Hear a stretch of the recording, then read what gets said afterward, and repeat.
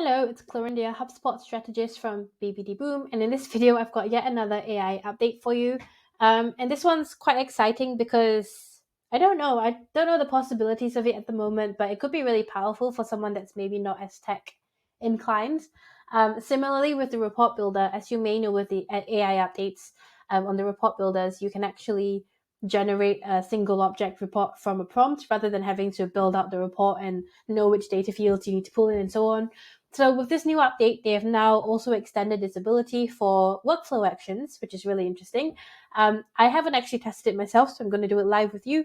But do keep in mind that this is a public beta as well, so you will need to get a super admin to opt you into it.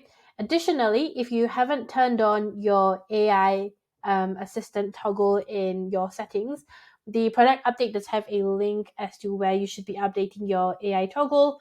But basically, it's, let me just see if I can take you straight to it now. I'm going to go to settings in the top right corner. And then right at the end of your settings, there's AI assistance. And you just want to make sure that the content prompts and the customer analysis is turned on. I believe the one that we're doing today is the customer analysis. So you just want to turn that one on. Okay. Going back to our workflow, today what I'm going to test is automated marketing emails, which is a pretty common workflow for anyone that does marketing. So for example, if I want to build a workflow that's triggered by a form and then I want to send maybe three emails every 2 days, let's go ahead and see if the assistant will help us. Let me change the trigger type. Will help us generate some email actions. So I'm going to start off with a pretty basic form submission interaction and see if that's a trigger. And then let's just have a quick look. It looks like we've got edit with AI, which I also didn't know was a thing. Maybe that's the one we want, edit with AI. There we go. Okay, so it's under edit with AI, and then you tell them what you want to do. So as you can see, this example is actually really similar to what I want, but let me put this in. Send an email 2 days after trigger and generate action. Let's just see what happens here.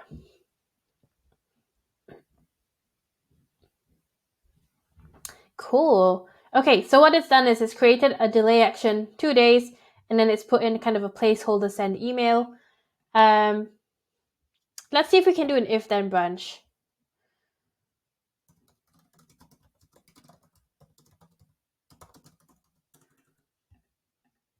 Keep new actions, and then I'm going to go ahead and edit.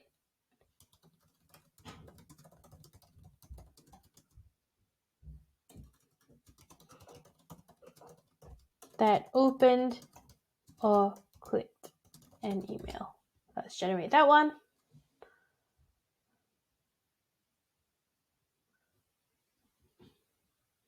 I'd be surprised if it could generate that actually.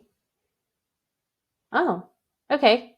So it looks like it's created this branch here. Let's keep the new actions and just take a look at what it's done. So I'm going to click on this branch and it says once true and false.